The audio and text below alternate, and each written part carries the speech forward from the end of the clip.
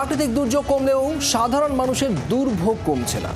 একে খানাখন্দে ভরা রাস্তা, তার উপর জলমগ্ন, ছোটখাটো দুর্ঘটনা লেগেই থাকে। তিতিবিরক্ত বর্ধমান শহরের বাসিন্দারা। জমা জলে মাছ ধরে প্রতীকী প্রতিবাদ আইএনটিইউসি কর্মীদের। প্রায় 24 ঘন্টা হয়ে গেল বর্ধমানে কিন্তু আর বৃষ্টি হয়নি, কিন্তু এই যে জল কিন্তু নামেনি। এই যে জায়গাটা আমরা আপনাদের দেখাচ্ছি, এটা কিন্তু বর্ধমানের জেলা শাসকের দপ্তরের একেবারে লাগোয়া। শুধু জেলা শাসকের দপ্তরই নয়, সভাধিপতির অফিস, জেলা প্রশাসনের কেন্দ্র কার্জন গেট লাগোয়া এলাকাও জলে ভাসছে। কোনটা রাস্তা কোনটা ড্রেন বোঝার উপায় নেই। প্রায় 10 বছর আগে অমৃত জল প্রকল্পের কাজের জন্য রাস্তা খোঁড়া হয়। এখন সেই প্রকল্পে পানীয় জল সরবরাহ শুরু হয়ে গিয়েছে, কিন্তু রাস্তা সারাই হয়নি। দিনে দিনে সমস্যা বাড়ছে, রোজই ঘটছে ছোট বড় দুর্ঘটনা। কিছু রাস্তার কাজ এই ভরা বর্ষায় শুরু হয়েছে, দু একটা রাস্তার কাজ হয়েছে, কিন্তু বেশিরভাগ রাস্তারই কিন্তু হারির হাল। এবং এই যন্ত্রণা গত 10 বছর ধরে ভোগ করছেন বর্ধমানের নাগরিকরা। তারা প্রশ্ন তুলছেন, এর অবসান কবে? বর্ধমানবাসী বলছেন, ইষ্টনাম জপ করে বাইরে বেরোতে হচ্ছে তাদের।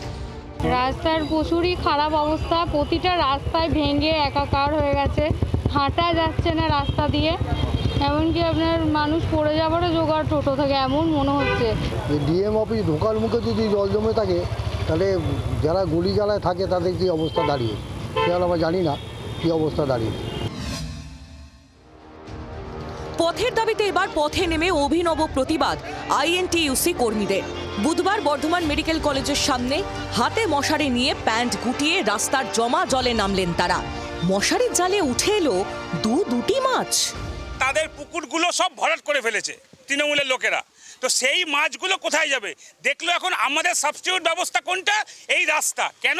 রাস্তার মধ্যে জল জমে পুকুর হয়ে গেছে, তো সেই পুকুরে মাছগুলো চলে এসছে এখন তাদের পুকুর ভেবে। এখন তো এটাই বর্ধমান পৌরসভার উন্নয়নের যে জল, সেই জল আজকে আমার মনে হচ্ছে যে বর্ধমান পৌরসভা 35টা ওয়ার্ডে অলিখিত টেন্ডার দিয়েছে যে মাছ চাষ করা হয়।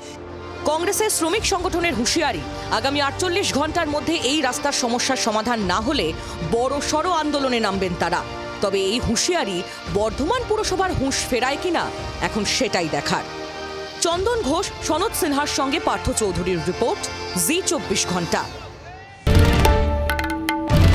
বাংলার আওয়াজ, বাঙালির আবেগ, জি 24 ঘন্টা।